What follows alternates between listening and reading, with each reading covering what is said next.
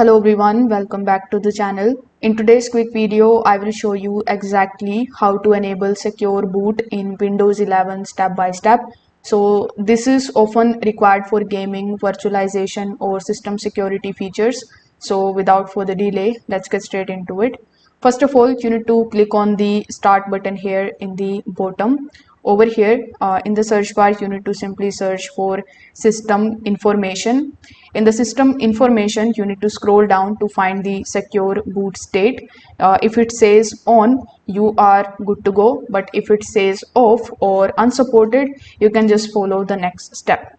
In the next step, you need to again click on this start menu. Over here, click on this power button. Now you need to hold shift and then click on the option of restart.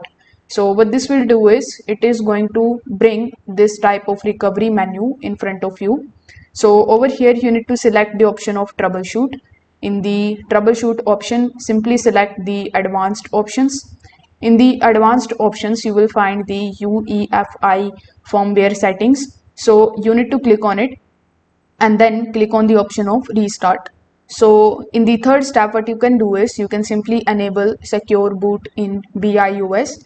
So once in BIOS, you can find boot or the security option. So you can look for the secure boot option and set it to enabled. If this option is grayed out, make sure that the UEFI boot mode is enabled and CSM is also disabled. You can also try pressing F10, or you can also go to the exit tab and select the save changes and exit.